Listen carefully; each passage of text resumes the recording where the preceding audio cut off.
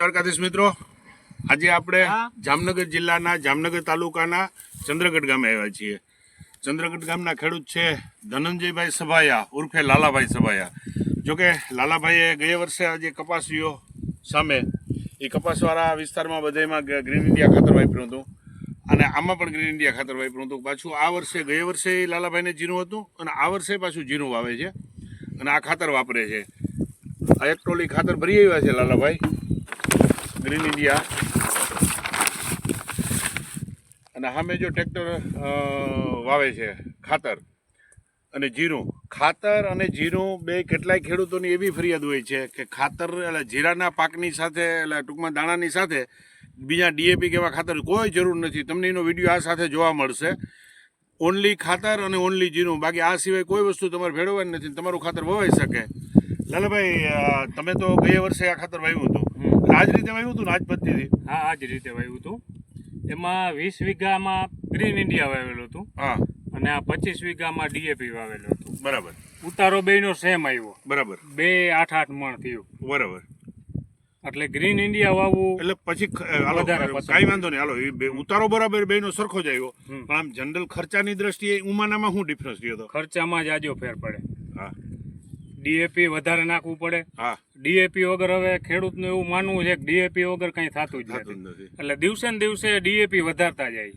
પણ આપણે હવે થોડુંક ચેન્જીસ કરવું છે કે ગ્રીન ઇન્ડિયા હવે આવ્યું તો ગ્રીન ઇન્ડિયા પ્રમાણમાં ઓછું જ હોય અને જમીને સુધારે.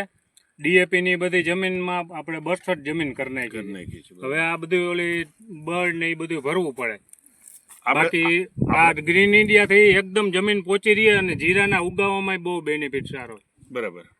પછી ટૂંકમાં જનરલ આપણે રાસાયણિક દવા પણ ઓછી છાંટવી પડે છે એવું બધા ખેડૂતોનું કેવું છે. તો તમે આ કમ્પેરિઝનમાં તમારે કેવું રહ્યું હતું ગયા વર્ષે? 50% ડિફરન્ટ આવ્યો. 50%. બહુ મોટી વાત કહેવાય ને. ભલે ઉતારો આરે આવ્યો પણ એની સામે ખર્ચની દ્રષ્ટિએ વધારાનો ખર્ચ ઘટી ગયો. ઉતારો બેનો સેમ આવ્યો પણ ખર્ચ ઘટી. ગ્રીન ઇન્ડિયા ખાતર વાવી રહ્યા છે, જીરું અને ગ્રીન ઇન્ડિયા ખાતર સાથે મિક્સ. ઘણા ખેડૂતોની ફરિયાદ એવી છે કે ખાતર ઉતરવામાં કેવરાવે. તો એની સાબિતી રૂપે એક આપણે વિડીયો બનાવીએ છીએ આજે કે ખાતર ઉતરવામાં કાંઈક પ્રોબ્લેમ આવતો જ નથી. માત્ર ને માત્ર તમારે થોડીક ચાયત રાખવી પડે. ખાતરની 2 થેલી કાપી અને પહેલાં થોડીક પોળી કરીને ગાંગડી ભાંગી નાખવાની એટલે ખાતર આરામથી ઉતરી જશે. અને આ ખાતર વવાય છે, જોઈ લ્યો તમે. ભાઈ કરો, ટ્રેક્ટર ચાલુ કરો. ખાતર કઈ રીતે વવાય છે એ તમે જોઈ શકો. ઉભો જ રહી જાવ.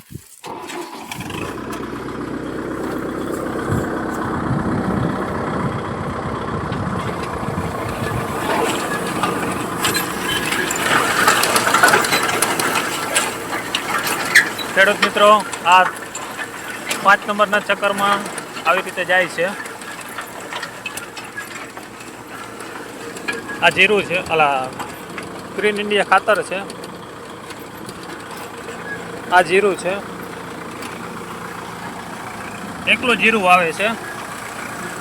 આ તમે જોઈ શકો છો, એકલું જીરું પણ ચાલે છે. કોઈ ખાતર ભેરવવાની જરૂરિયાત નથી રહેતી.